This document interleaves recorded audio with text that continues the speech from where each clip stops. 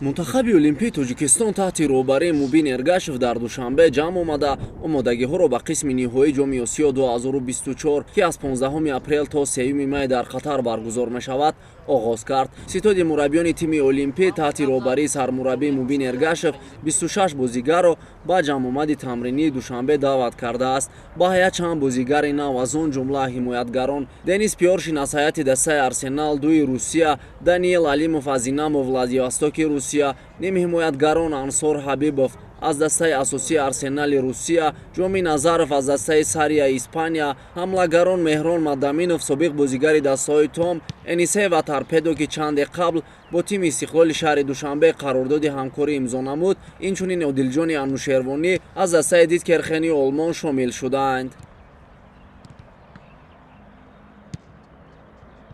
омодагиро мо аз саҳнаи 14 моҳи равон оғоз кардем. Дар ҳайат айни ҳол 24 нафар футболбоз машқ карда истоданд.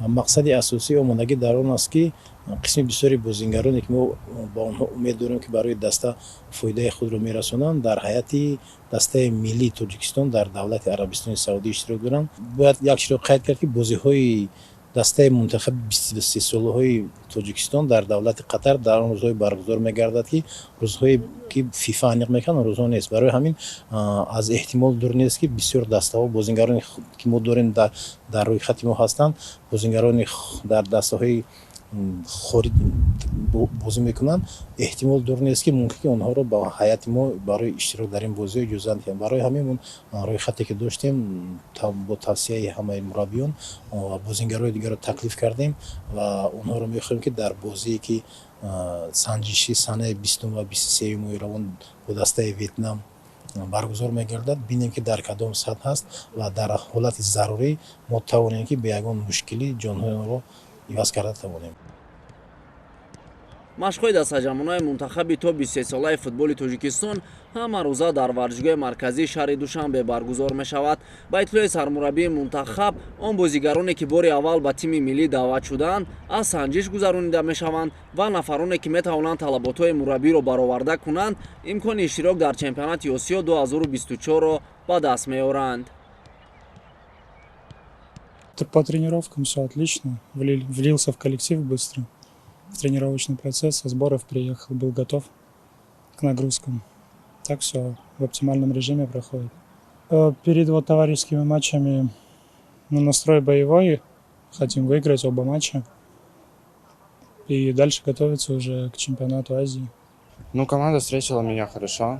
В принципе, все ребята гостеприимные, тренер тоже сразу пообщался со мной, рассказал, какие планы, какие тренировки будут. Рассказал просто тренировочный план. Тренировки, нагрузка умеренная, чуть меньше, а на игры настрой. Еще до него сколько, месяц, я даже не знаю, попаду, не попаду. Так что, конечно, играть хочется, побеждать. Группа тяжелая вроде.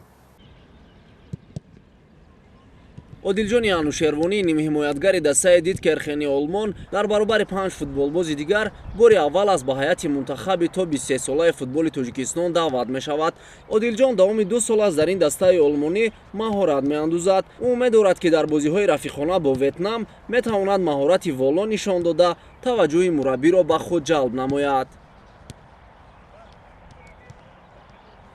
омодагӣ ба дастаи Ветнам хуб аст, ҳар рӯз тамрин мекунем ва пешвози мураббиён бошад хуб.